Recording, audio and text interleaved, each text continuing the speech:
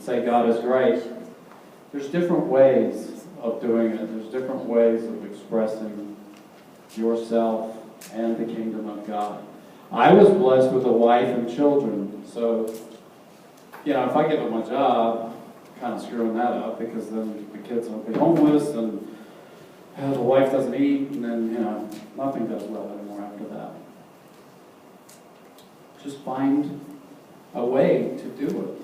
I'm not suggesting that everybody give up everything and go be Mother Teresa. If everybody actually really did give up everything, then there wouldn't be people here to farm the land, to grow the food, and to work. So you have a station in life, and that station in life changes constantly. Every year it changes. And right now, your station in life is to be the best middle schooler you can possibly be, or the best high schooler that you can possibly be, or the best ice cream scooper. Whatever it is that your station in life has for you today, this year, do it. Do the best that you could possibly do. You know you can make a better grade by studying a little bit longer. Go for it. Surprise your parents. Instead of putting your dish in the dishwasher, put everybody's dishes in the dishwasher. Go for it. That can be your treasure for the day. Your mother would be thrilled because you did it, and you did it without being asked 3, 4, 5 times. Be the very best person that you can possibly be. And helping others. Look at what the kingdom of God was. He gave up his son, Jesus, who came on earth to save your ancestors and mine. And look at what he did. He helped people. The blind guy got mud on his eye, he could see again. The one that had a child that died, he went and laid his hands on her and she rose. She opened up. Help people. Help your mom, help your neighbor, help your friend. You see something going on in school, and it's like, geez, look at that. I'm glad I'm not that kid. Well, you know what? You can step up. And if it's your buddy that's the one that's causing the trouble, you can just simply say to him, hey dude, that's not cool. All right, quit. Your friends will listen to you if you lead by example. So, is there a God? I promise you, there's a God. If you have fallen through a window from the second story of your school and ended up in the hospital, do you believe there's a God? Matt? Yes. You do, don't you? You prayed, didn't you? Please, God, let the doctor give me good news that I did not crack my head. There's a God. The whole community of Our Lady of Mercy School prayed for Matt when he fell through the window. All of them believed in God. He made it. He's here today. Look at him. Stand up, Matt. You go, dude. So, one day, I got a call, and my son was sick, and he was throwing up. So we took him to the doctor, and they said, he's probably got a virus. Sent him home. And there was a bug going around. Well, the bug was like a 3-4 day bug. 10 days later, stuff still wasn't exactly right with him. Obviously, it wasn't a bug. He had headaches. He started throwing up. So, took him to the doctor. Got to the doctor, and they said, yeah, something's not quite right. Let's do a CAT scan. So they went and did a CAT scan that same day. And then during this CAT scan, they said, wow, there's an issue. It's a big issue. We think that he needs an MRI. Like, now. Trust me, you will find a way to believe in God when that happens to you. And you're sitting here, and you might be worried about your math test, and that's your biggest problem today. And what confirmation does for you is it helps prepare you for the larger problems that will come your way in life. So they had to stop the MRI. Right there, they stopped it. Because his brain was hemorrhaging, bleeding. And within about 15 minutes, there were 8 doctors standing around this bed talking about what they were going to do and what's the problem.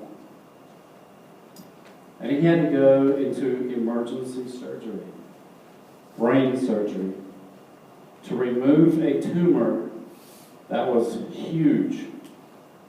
And it started in the base of his neck, and it went all the way up, and it was wrapped around the stem, which is why he was throwing up, because of the pressure that the tumor was putting on his brain stem. So they stopped the MRI, and they said, well, we got to have surgery.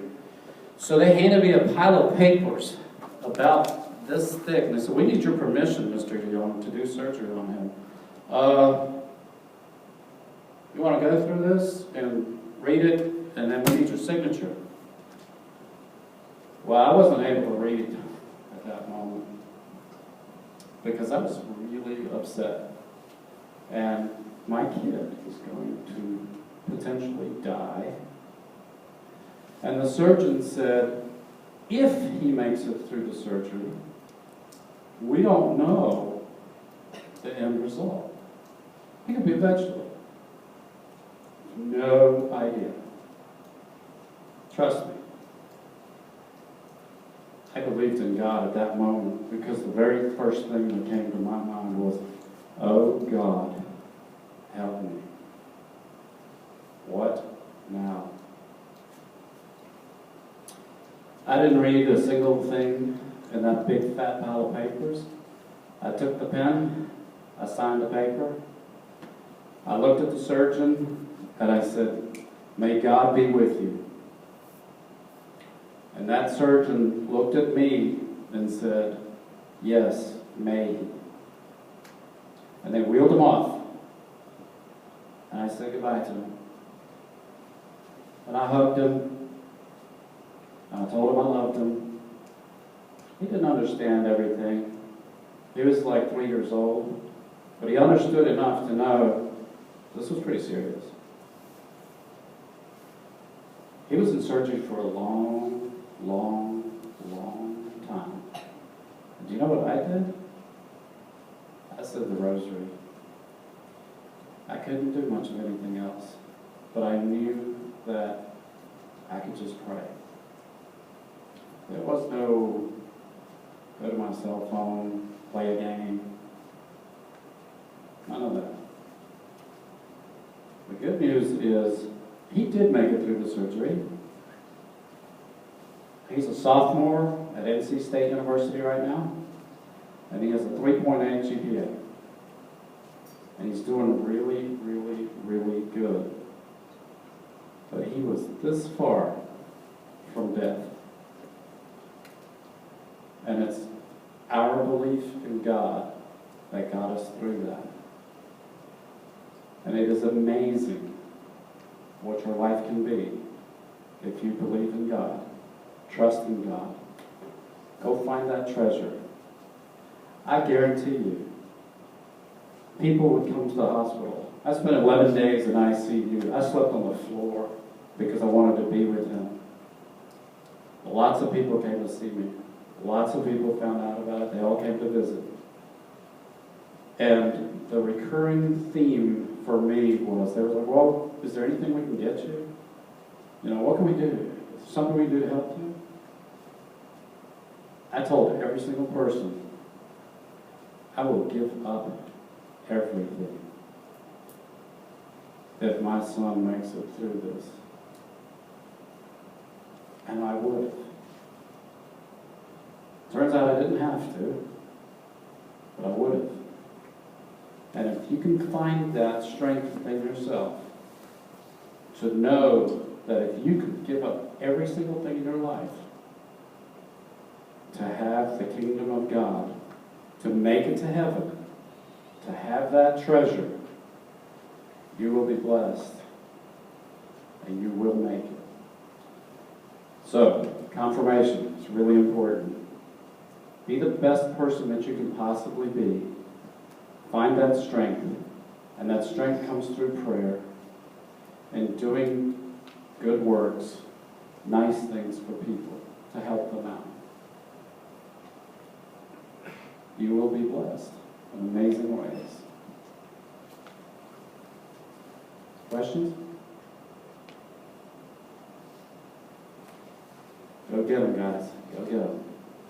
You can do it.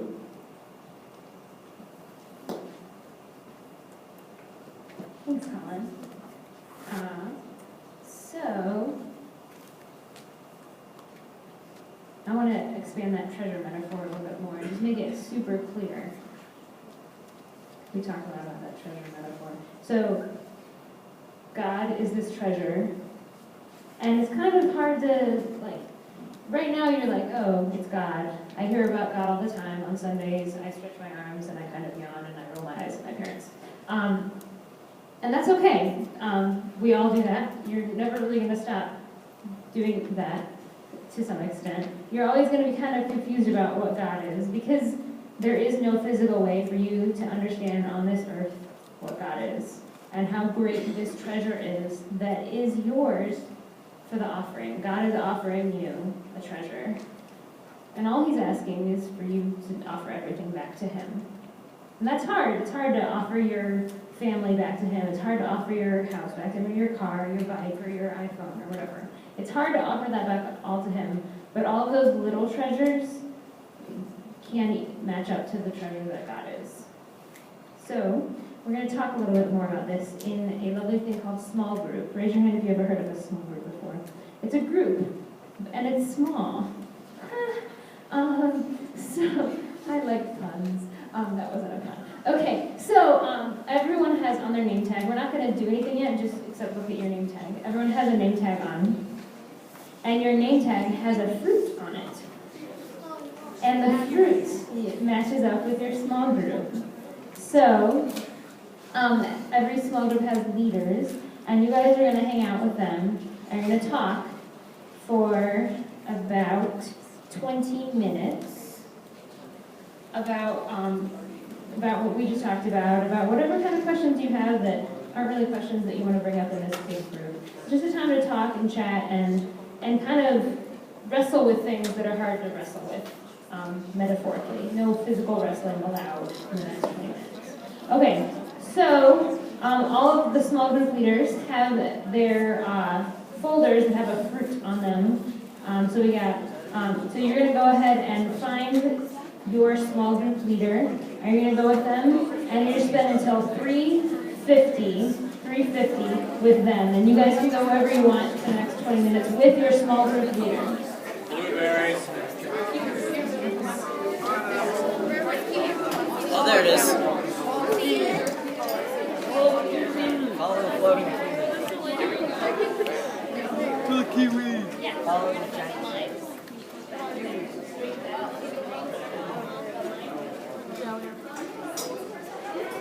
Find this. She's back there.